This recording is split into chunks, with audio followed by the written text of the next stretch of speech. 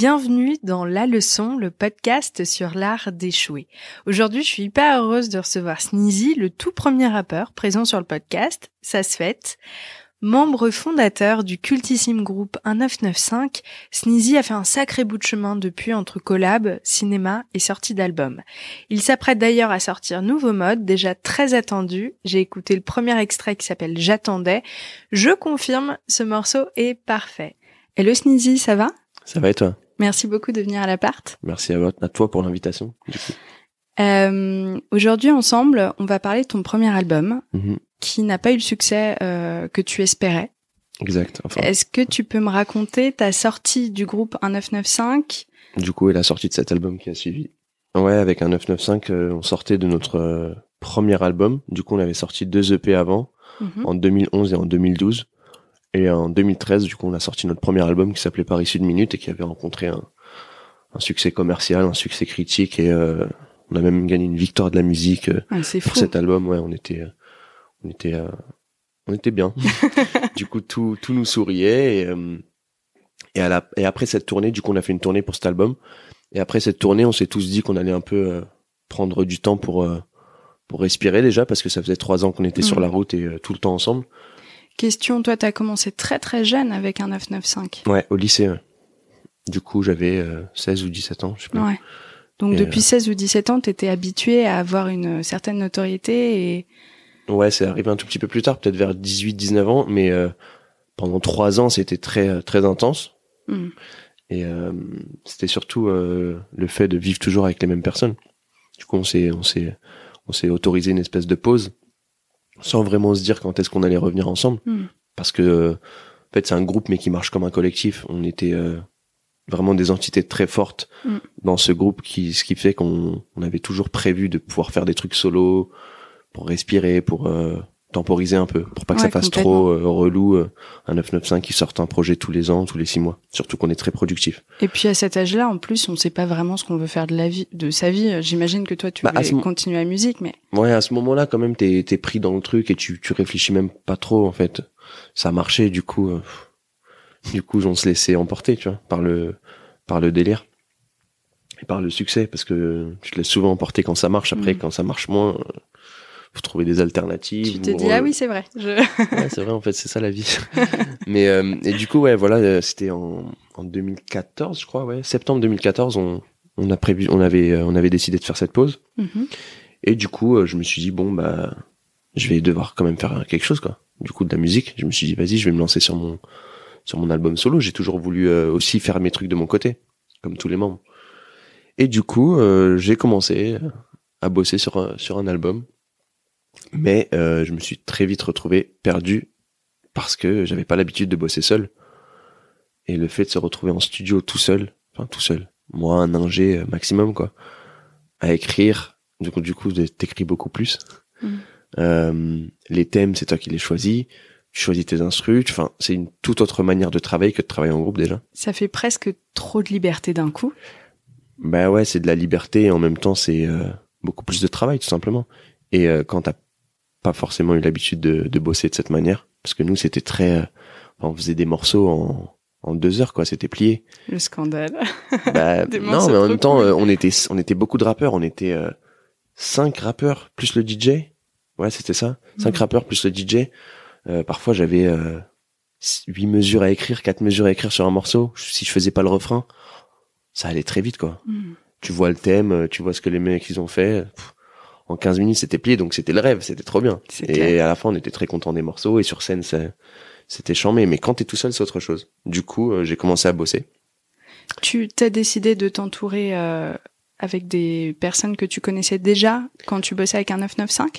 Comment t'as choisi ton entourage ? Le truc, c'est qu'avec un 995, on bossait pas avec une seule personne. On avait beaucoup de beatmakers différents. Okay. L'ingé son, c'était notre DJ. Ou un des membres du groupe qui s'appelle Funky Flav, Antoine. Et du coup, quand j'ai commencé à faire mon truc tout seul, eux aussi ils avaient prévu de faire leur projet. Du coup, on se voyait mais beaucoup plus rarement et pas beaucoup en studio. Donc c'était un peu chacun sa life à ce moment-là, quoi. Même si on se donne toujours des nouvelles parce qu'on est des frères, quoi. Mais bon, chacun était sur son truc. Nekfeu, il avait ses autres groupes, du coup il était sur ses autres groupes.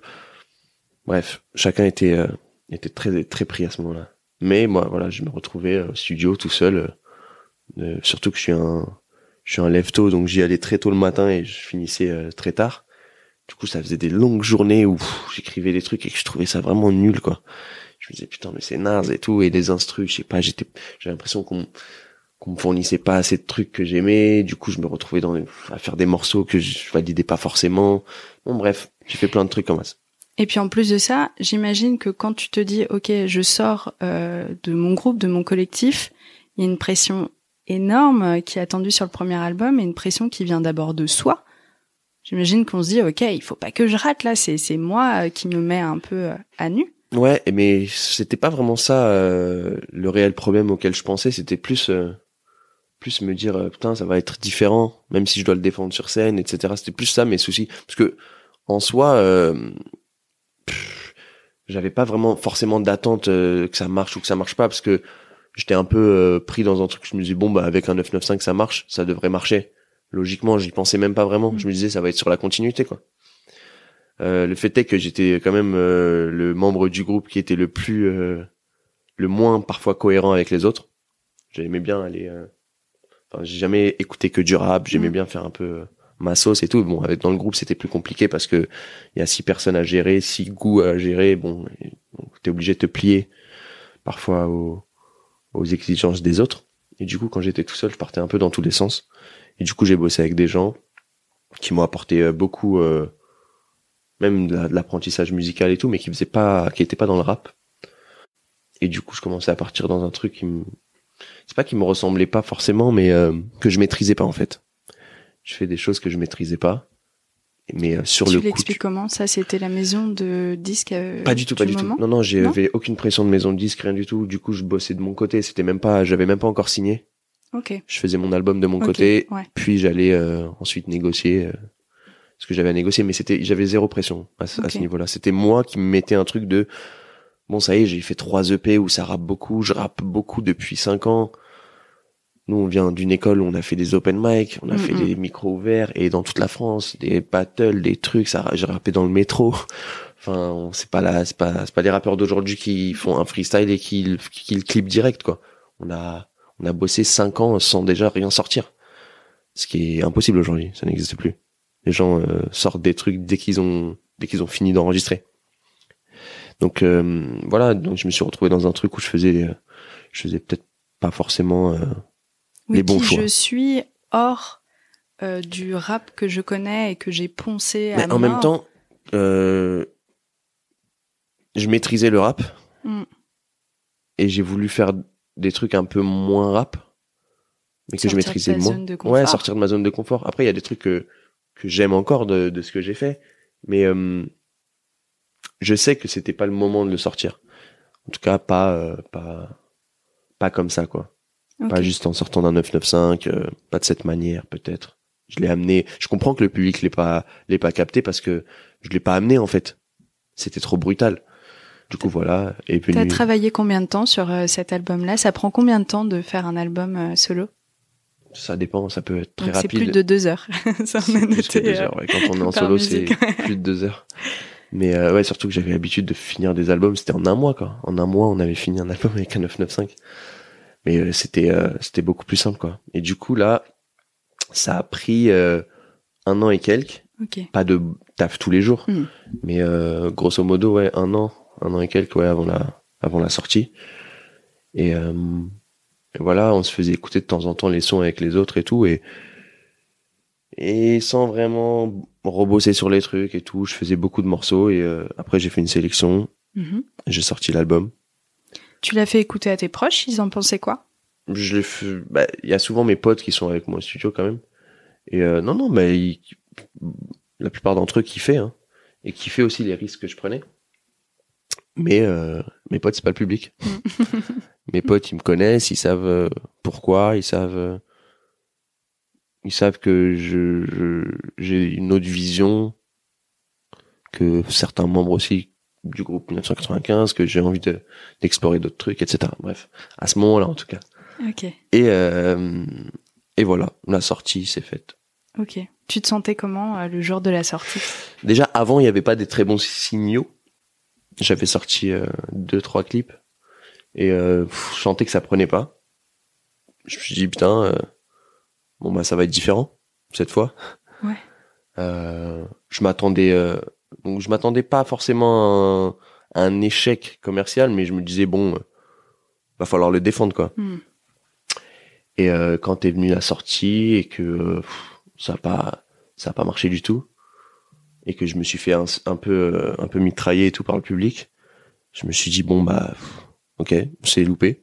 Après moi je suis très optimiste et j'ai toujours eu l'habitude depuis un 995 parce qu'on a quand même été, malgré tout le succès qu'on a eu, un groupe qui a été beaucoup critiqué parce que on était les bobos du rap. Bon, c'était la vision que les gens avaient. Toujours le bobo de quelqu'un d'autre, hein, parce que dans le rap, on l'a entendu. On n'avait pas de souci avec ça. On était, au contraire, on était tellement second degré qu'on se foutait de notre propre gueule et on était très à l'aise avec ça. Et du coup, j'avais vraiment l'habitude. Et en plus, c'était le tout début de Twitter, de tout ça.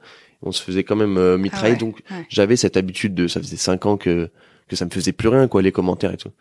Du coup, quand c'est arrivé que l'album a pas marché, bon bah il y a un truc qui m'a rassuré quand même, c'est que il y a beaucoup de gens qui sortent des albums qui marchent pas dans le rap, mais moi ça a fait du bruit et du coup j'étais content. C'est horrible hein, parce que je me suis dit putain, t'as tellement d'ego que tu te dis t'es content parce que les gens en parlent beaucoup de cet échec. Donc je me suis dit putain, j'étais attendu. Après je me suis dit mais merde, quand même ça a pas marché et ils ont pas aimé, mais j'étais attendu. Du coup ça m'a redonné quand même une force. Je me suis dit c'est pas anodin. Si les gens en parlent encore aujourd'hui, il y a encore des gens qui me parlent de ce truc-là. Frère, c'est sorti il y a 5 ans. Il y en a eu des milliers de flops depuis et d'albums qui ont pas marché, qui ont pas plu au public, mais et pourtant on me le sort encore. Du coup, je me dis bon bah c'est peut-être que les gens s'attendent à vraiment mieux. Du coup, je me suis dit ok. En plus, il y a l'album de Nekfeu qui est sorti un mois après, qui a fait que ça aussi est un peu. C'était pas la bonne date de sortie peut-être. Bon, on est sorti vraiment à 1 mois d'intervalle, donc c'était très compliqué. Mais ça, c'était pas voulu. C'était moi, j'ai pris du retard. Lui, il était dans un truc où il était obligé de le sortir à ce moment-là. Mais j'étais très content parce que il y a eu je me disais putain, je suis le premier membre du groupe qui sort un truc, ça a pas marché. Faut que lui ça marche. Ok. Parce que sinon on allait vite se remettre au travail avec le groupe. Clair.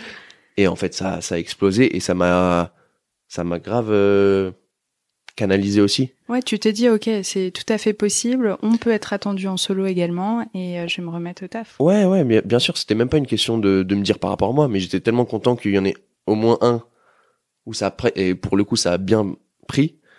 Donc j'étais un peu ça m'a un peu remis du baume au cœur. Mais j'ai vécu le truc sans mentir, j'ai pas vécu le truc très c'était pas très compliqué psychologiquement parce que je suis très entouré et pour tout vous dire, les premières personnes qui m'ont dit combien de ventes j'avais fait, c'est mes potes sur un groupe WhatsApp en se foutant de ma gueule. Du coup, on est dans un truc où on n'est pas du tout. Vous avez les pieds sur terre, quoi. Ouais, les pieds sur terre à fond. Chacun se fout de la gueule de l'autre et tout. Du coup, c'est un échec que je vis. En fait, ce qui me fatigue, c'est juste le temps que ça a pris. Et je me dis putain. En plus, au moment où ça sort, tu sais où elles sont tes erreurs et tu te dis ah putain, je suis allé trop vite et j'aurais pu même ne pas le sortir peut-être, tu vois. C'était pas forcément. Moi, j'étais dans un truc, j'avais l'impression que j'étais obligé vite pour pas qu'on se fasse oublier, mais ça n'avait aucun sens. Comme pour combler le vide. Exactement. Juste après. Mais en fait, faut pas. Enfin, avec le recul, j'en aurais même pas fait un autre, je l'aurais pas fait parce que j'étais pas prêt pour faire un album solo. J'avais pas la maturité nécessaire. Et il fallait que je bosse tout seul longtemps avant de ressortir un truc comme on a fait avec un 995 en fait. On a fait 5 ans de rap avant de sortir notre premier EP 8 titres. Moi, j'ai fait 1 an de préparation d'un album entier. Je parlais de moi, des sujets, mais je maîtrisais en même temps musicalement avec le recul. Je me dis, ça me ressemble pas vraiment. Et puis un autre level, parce que là, il y a tout le marketing derrière, tout est plus important que bien quand sûr. On sort son premier album en étant plus ou moins connu. Là, il y avait beaucoup plus de taf derrière. Ouais. Et j'allais être attendu. Je pensais pas autant parce que, apparemment, ouais, mais ouais, voilà. Et du coup, je m'en suis remis assez vite. Pour pas vous mentir, je m'en suis remis assez, pour pas te mentir, ou vous mentir les gens qui écoutent. Je m'en suis remis assez vite parce que ouais, il y a eu le succès de Nekfeu derrière et que voilà, ça m'a redonné de la pêche pour faire mes trucs. Mais par contre, j'ai bossé différemment la suite des choses. Je me suis dit ok, bon bah ça arrive, toute façon, moi, je suis dans un mood où je me dis, bon, j'ai la chance de faire ce que j'aime, de vivre de ce que j'aime. Ce qui est déjà une énorme victoire. Ce qui est une victoire, tous les jours, je me le dis. Hein. Ouais. Franchement, je suis pas du tout, je suis pas ingrat avec ça et je suis conscient de la chance que j'ai. Aujourd'hui, ça fait 10 ans et je suis encore très content chaque jour de pouvoir faire ça. Et dans le rap, 10 ans, c'est beaucoup. C'est énorme, c'est énorme. Donc je me dis, ça fait 10 ans, je peux encore sortir des trucs, les gens m'écoutent, donc je me sens privilégié. Et du coup, à ce moment-là, je me suis dit, ok, je vais prendre plus de temps cette fois, quitte à prendre des années, je m'en fous. Mais je sortirai des trucs quand je serai prêt. Et voilà, il y a eu toute la partie... Comment est-ce qu'on se sent prêt alors? Parce que tu pensais l'être sur le coup, ou est-ce que tu as déjà la petite boule au ventre en mode « Ah, je sens que... » En fait, j'étais pas sûr de moi, en fait. Ok. J'ai sorti cet album sans être sûr de moi. Et ça, faut pas faire, en fait. J'ai appris qu'il fallait pas le faire. Du coup, ça m'a appris ça. Tant que t'es pas sûr à 100%, faut pas. Oui, parce que tu le dis en plus, quand on fait de la promo, on doit défendre son projet et le mot est fort. Exactement. Et du coup, sur cet album, j'ai même plus voulu le défendre, en fait. À partir du moment où on m'a dit, ah ouais, ça a pas marché première semaine, bidon. J'ai dit, bon, bah, salut. Thank you, next. Ciao. Ouais, j'ai même plus envie d'en parler, en fait, ça m'intéresse plus. Parce que, au fond, j'avais pas forcément envie de le défendre. Je me suis pris un truc de, putain, je l'aimais pas vraiment comme on doit aimer un truc qu'on a créé. C'est comme si c'était un bébé, de ouf. non désiré. non désiré. Non, parce que même un bébé non désiré, je m'en occuperai quand même. Mais lui, je voulais pas. Gros bébé d'1 an, quoi. Ouais. Voilà, un gros bébé, on te le ramène, ça fait 1 an qu'il est là. Tu te dis, mais je le connais. Surprise. Surprise. Ouais. Mais non, après, je peux m'en vouloir. Je peux m'en prendre qu'à moi-même. Hein. La faute, c'est moi. C'était à moi de prendre plus de temps, de bosser différemment. Et même les gens qui ont bossé avec moi, ils ont été exemplaires et charmés. Hein. C'est pas leur faute du tout. C'est moi qui ai pas fait les bons calculs, les bons choix, je pense, à ce moment-là. Et voilà. Et après, j'ai pris beaucoup plus de temps avant de ressortir un truc. Et je savais que la prochaine fois où j'allais apparaître quelque part, on allait me regarder. Et du coup, c'est Nekfeu qui m'a invité sur sa réédition. Et j'ai lâché un couplet de l'enfer. Et là, j'ai senti qu'en fait, je savais, en fait, j'ai compris ce que les gens voulaient de moi. Okay. Et à partir de là, j'ai bossé différemment. Et j'ai sorti 3 EP. J'ai sorti 3 EP à la suite, que les gens ont beaucoup apprécié. J'ai l'impression que tu t'es tellement foutu la pression pour être là où on t'attendait, etc., que tu as, comment dire, t'as presque censuré ta petite flamme créative, quoi. Et le moment où tu te lâches sur ce morceau avec Nekfeu, c'est le vrai Sneezy. Je pense que c'est même pas un truc vraiment psychologique où je me suis dit, c'était pas vraiment un calcul parce que je voulais justement ne pas refaire ce qu'on avait fait avec un 995 parce que je me disais que ça marcherait, enfin ça marche en groupe, ça, mais tout seul, faire du boom bap et même le rap très underground et tout, ça me fait kiffer, mais y a pas que ça qui me fait kiffer. Et encore aujourd'hui, hein. C'est pour ça que je fais des chansons de lover, de trucs, parce que j'écoute de tout et j'ai envie de tester plein de trucs. Au final, cet album-là que j'ai sorti, qui va sortir. Je savais pas quand le podcast sortait. Oui, c'est ça. Il sort avant la sortie. Il est sorti. Il va sortir. Peut-être que je peux même me démerder pour que ce soit autour de la sortie. Ok. Je préfère laisser cette partie-là en suspense parce que tu me fous la pression, merci. Non, mais du coup, je veux dire, ça reste toujours dans le même modèle où j'ai envie de tester des choses. Et je ferai toujours ça parce que ça m'intéresse pas de rester dans ma zone de confort sans jamais prendre de risques, sans jamais dire, je vais tester un truc et à partir du moment où je le sens et que j'ai envie de le faire, je vais le faire. Mais faut le faire avec les outils que tu maîtrises, en fait. Et pas aller trop loin. Et rester dans ton truc quand même je fais du rap et faut que les auditeurs comprennent aussi qu'il y a une ligne, tu vois, et pas partir dans tous les sens et rester homogène. Mais si t'avais pas sorti cet album-là, peut-être que aujourd'hui t'aurais pas appris tout ce que tu dois apprendre. Mais bien sûr, mais je pense que en fait, tout simplement, si j'avais pas sorti cet album-là, l'EP que j'aurais sorti après, il aurait eu beaucoup plus d'erreurs, beaucoup plus de ratés. T'es obligé de passer par des échecs, enfin des trucs que... De toute façon, Ouais, ça fait demain, ça aurait marché processus. commercialement parlant, j'en aurais pas été forcément satisfait. Parce que je sais que c'est pas ça que je veux exactement faire. Et cet album, ce sera pareil. Parce que, enfin, tu t'apprends, en fait, tu grandis, t'apprends, et c'est le cas de tout le monde. Et je parle avec des artistes qui marchent très très bien, et qui en ont déjà marre, en fait, des sons qu'ils ont fait, et qui trouvent ça éclaté et tout, alors que ça a été succès de fou. Mais parce qu'en fait, t'as toujours envie de te renouveler, t'as toujours envie de rectifier les erreurs que t'as fait dans le passé. Et voilà, c'est tout. Sauf que moi, c'était une erreur commerciale, c'était une erreur truc, et ça a fait tout un truc, mais en soi, c'est l'histoire de tout le monde, en fait. Comment est-ce que tu peux décrypter ce moment où, voilà, tu sais que ça marche pas bien, tu dis que t'es très entouré. J'aimerais que tu me donnes, en fait, des clés, parce que moi, je sais que quand je fais un gros bide, je suis plutôt du genre à me rouler par terre, appeler ma mère en mode tu vois, quelles sont les clés que tu peux me donner pour me sentir un petit peu mieux si jamais j'ai un énorme bide comme ça? Alors, moi, ma philosophie de vie, cet album, j'ai failli l'appeler, le prochain là qui va sortir, nouveau mode, j'ai failli l'appeler Un mal pour un bien. Parce que c'est ma philosophie de vie, tout simplement. Et c'est celle que je veux atteindre au maximum. Parce que je pense que pour moi, à partir du moment où t'acceptes toutes les situations comme des choses positives, que ça peut être le pire des trucs sur Terre, pour moi, il y a toujours du bien qui se cache derrière. Mais il faut aller le chercher.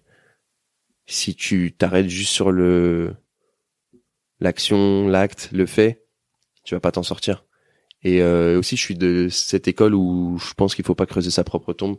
Si t'es au fond, tu rebondis. Tu rebondis, et il y a toujours plus profond, en fait. C'est clair.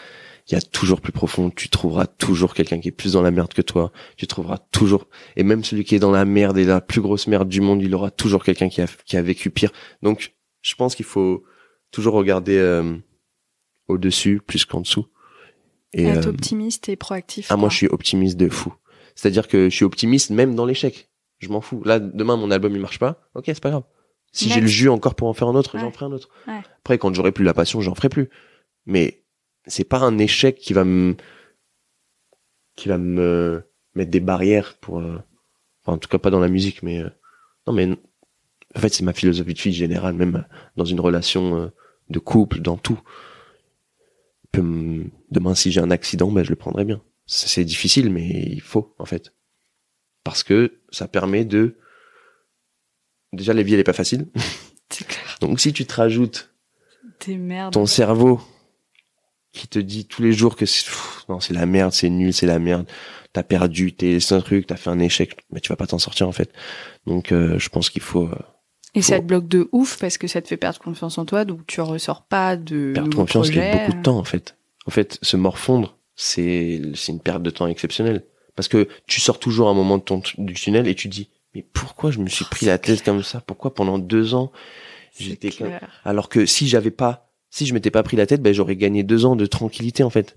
À chaque fois, je me dis, putain, mais tu sais, quand t'es au chômage et que t'es vraiment trop mal, le moment où tu retrouves du taf, tu te dis, putain, mais j'aurais pu me taper 4 mois de vacances, en fait. Mais bien sur sûr. le coup. Mais t'es en stress comment je vais faire? Ouais. Je pense qu'il faut toujours, en fait, chaque jour est un nouveau départ. Tu vas dormir et le lendemain, si t'es encore en vie, en bonne santé, c'est que c'est charmé déjà. Et puis toi, c'est encore plus compliqué pour toi. Bon, c'est vraiment passionnant aussi, mais chaque nouveau projet que tu le sors de façon publique. Tu vois, quand t'es chef de projet au sein de ton taf, c'est à l'échelle de ton entreprise. Toi, c'est beaucoup plus gros. Ouais, je vais me confronter à la critique des gens, à la critique de certaines personnes qui n'y connaissent pas forcément grand chose, qui ne feront jamais d'album, mais qui ne feront pas d'album, mais qui te critiquent comme s'ils en faisaient tous les jours. Mais ça me touche plus, et je comprends, c'est juste l'ennui des gens, et ça me fait plus de la peine, en fait, pour la situation des gens, plus que pour moi quand ils vont me dire éclaté, je m'en fous. Non, tu voulais dire déclassé, en fait. Non, mais en plus, moi, je suis un mec, je discute pas les goûts et les couleurs des gens. T'aimes bien, t'aimes pas, je m'en fous. T'as le droit, en fait. Je suis pareil, en fait. Après, je suis jamais allé commenter quoi que ce soit de quelqu'un, à part pour donner de la force et du positif. Mais je comprends que les gens n'aiment pas un truc. Enfin, moi, il y a plein de trucs que j'aime pas. Et beaucoup de gens valident ces choses-là. Et moi, je suis là, ça me touche pas. Tu peux pas gérer la sensibilité des gens, surtout la sensibilité artistique des gens, c'est mort. Mais ouais, je suis dans un truc où ça me passe vraiment au-dessus. Et je sais que beaucoup disent ça pour se donner un style, mais moi c'est la vérité. Et dans la vie, en général aussi, je pense comme ça. Honnêtement, j'aurais tendance à vraiment te croire parce que je sais que c'est pas facile de raconter un échec. Ça demande d'être super vrai et vulnérable. Et quand tu défends ton nouvel album, de parler du premier qui a pas marché, faut avoir des balls et il faut être honnête avec soi-même. Ouais. Vraiment, je sens que c'est très vrai ce que tu me dis. Ouais, mais ouais, c'est juste que moi j'aime plus ce que j'ai fait avant. Ça arrive quoi, tout simplement. Je vais faire une comparaison, les gens ils vont me dire mais t'es malade mental. Mais Michael Jackson il était pas content quand il a fait il a pleuré quand il a fait la première fois le moonwalk. Mais non. Si, parce qu'il était pas resté assez longtemps sur la pointe des pieds. Et pour lui c'était un échec total, alors que c'est la première fois qu'il faisait le moonwalk et ces images elles tournent depuis 30 ans. Mais voilà, t'es pas... Parfois, tu peux faire un truc fou que toi, tu vas pas trouver dingue et les gens, ils vont dire c'est classique, c'est incroyable. Tu vas te faire un truc naze, les gens, ils vont te dire c'est incroyable. Et là, et inversement. Et pour moi, il y a juste se dire que voilà, t'as fait ton truc, ça a marché, ça a pas marché, ça a plu, ça a pas plu, t'es en accord ou pas avec ce que t'as fait. Faire de ton mieux. Et voilà, et passer à autre chose. J'ai l'impression que dans ton histoire, la leçon principale, c'est le fait de s'écouter et écouter ces tripes qui te disent quelque chose. Et en l'occurrence, t'avais pas encore l'expérience nécessaire pour te dire je vais m'écouter, là je le sens pas. Ouais, je pense que c'est ça. J'étais pas assez mature en fait, tout simplement. J'étais jeune, je l'ai commencé à 23 je crois cet album. Ah ouais, bébé quoi. À 23 ans, je sortais de 3 ans de 3-4 ans de groupe. Ouais, j'étais juste pas prêt en fait. Je connaissais pas et je me suis jeté dans la gueule du loup. En comparaison, il y a un autre membre qui s'appelle Alpha One, qui a sorti son premier album l'année dernière, qui a 2 ans de plus que moi. Du coup, il a pris plus de temps et c'était bénéfique. Pour lui, en tout cas pour son art, il sait qu'il a bien fait de prendre tout ce temps. J'aurais dû aussi, mais après, je regrette rien parce que ça m'a appris. C'est chacun son parcours aussi dans la vie. Carrément. Chacun son fuseau horaire. Chacun ses échecs. Bon, tes tripes te disent que ça va bien se passer cette fois-ci? Je sais pas. Je sais pas, encore une fois, tu vois. Tu te sens bien au moins? Tu te sens bien et drôle? Moi, je kiffe en tout cas mon album. Je le kiffe. J'ai déjà envie d'en faire un autre parce que évidemment. En vrai, ça fait longtemps que je l'ai fini celui-là et que, enfin, ça fait longtemps que je suis dessus aussi. Du coup, je l'ai déjà emmagasiné, je l'ai déjà écouté, mais faut toujours se dire, le public ne l'a pas écouté. Calme-toi, c'est ce que mon ingé il me dit tout le temps. Je dis mais putain, mais c'est bon, les sons, je les ai écoutés et j'ai envie d'en faire d'autres. Il me dit ouais, mais personne les a écoutés. Ouais, prépare-toi.